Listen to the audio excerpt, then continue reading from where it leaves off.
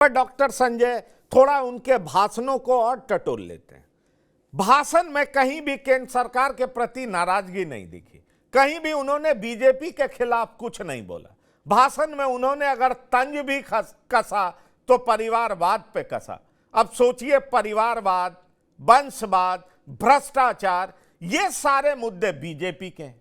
BJP जिस तरीके से इस मुद्दे को बढ़ चढ़ करके बुनाने में लगी हुई है, लाल किले के प्राचीर से प्रधानमंत्री ने इसके खिलाफ आंदोलन करने की बात कही है, लड़ाई करने की बात कही है। आज कर्पूरी ठाकुर के जन्म शताब्दी के अवसर पर मुख्यमंत्री नीतीश कुमार ने जिस तरीके से परिवारवाद पर बोला है, क्या माना जाए? क्या यह नहीं माना जाए कि यह लालू प्रसाद के खिलाफ सीधा तंज है? लालू प्रसाद के ऊपर भी इस तरह के आरोप लगते रहे हैं, यह आरजेडी के ऊपर सीधा तंज है। इसलिए पिछले कुछ दिनों के डेवलपमेंट को आप देखें तो आप पाएंगे कि नीतीश कुमार बीजेपी के खिलाफ कुछ नहीं बोल रहे हैं, बीजेपी भी उनके खिलाफ सॉफ्ट नजर आ रही है, लेकिन नीतीश कुमार के बयानों में आरजेडी पर प्रहार साफ दिखाई पड़ता है। नीतीश कुमार कल राज्यपाल से मिलने जाते हैं, उसमें तेजस्वी यादव मौजूद नहीं होते हैं। नीतीश कुमार दही चूड़ा के अवसर पर उनके घर भी जाते हैं तो 7 मिनट से ज्यादा टिकते नहीं।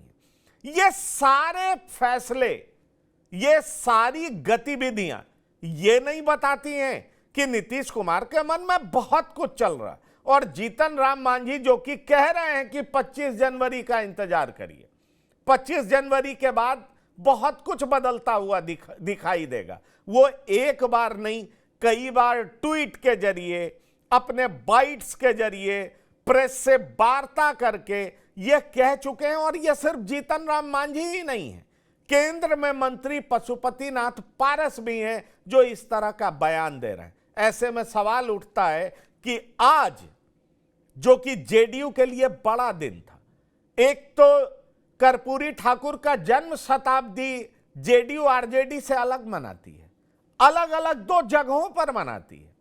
उसके बाद नीतीश कुमार द्वारा परिवारवाद पे सीधा हमले करना क्या बताता है?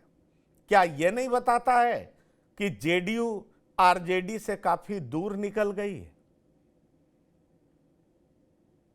बिल्कुल, चीजें तो सरफेस पर आ ही गई है ना। 13 कार्यक्रमों में तेजस्वी जी और नीतीश कुमार जी में दूरियां बढ़ गई थी, सबको पता है। फिर लालू प्रसाद जी और तेजस्वी जी नीतीश कुमार जी के घर पर जाते हैं, सीएम आवास में जाते हैं, और उसके बाद लगा कि नहीं, थोड़ा सब कुछ सहज हो जाएगा। उसी के बीच में कर्पूरी ठाकुर जी का भारत रत्न की कल बात आ जाती है। और कल तो आपको जान करके और भी ये होगा कि मदन सहनी, महेश्वर हजारी, मैं जब एक जगह बैठा हुआ था एक चैनल पर, उन्होंने सार्वजनिक तौर पर आकर के कहा कि मैं प्रधानमंत्री नरेंद्र मोदी जी को दिल से बधाई देता हूं कि उन्होंने कर्पूरी ठाकुर जी को यह सम्मान दे करके बिहार को गौरवान्वित किया है। इनके कई मंत्री आकर के बोले। 9:15 में ट्वीट आने के पहले 8:15 8:30 में इनके मंत्रियों की प्रतिक्रिया आने लगी और उन्होंने कहा 13 सांसद इनके जो हैं वो इंक्लाइंड हैं बीजेपी के तरफ, कि हम अगर उस गठबंधन से चुनाव नहीं लड़ेंगे तो शायद हम परिणाम में चीजों को नहीं बदल पाएंगे। तो वंशवाद, परिवारवाद से लेकर के जितनी भी बातें हैं अब तो जुआ पर आ गई। और नरेंद्र मोदी जी ने तो इनको कहा था कि समाजवादी पृष्ठभूमि के अगर कुछ नेता बचे हुए हैं तो उसमें नीतीश कुमार बचे हुए हैं, जिन पर अभी तक न कोई परिवारवाद का आरोप है, न वंशवाद का आरोप है, न भाई भतीजावाद करने का आरोप है। तो स्वाभाविक है कि दोनों के सुर एक तरफ मिल रहे हैं, और जब सुर मिलते हैं तो फिर ताल भी मिलने लगता है। तो सुर और ताल जब मिलता है तो आप जान ही रहे हैं कि जो उससे राग निकलता है उसका एक अपना मतलब हो जाता है। तो इशारा तो साफ हो ही रहा है। नीतीश कुमार पर बिहार बीजेपी के कोई नेता कुछ नहीं बोल रहे हैं, बिल्कुल वो शांत है, और केंद्र भी कुछ नहीं बोल रही है इस पर।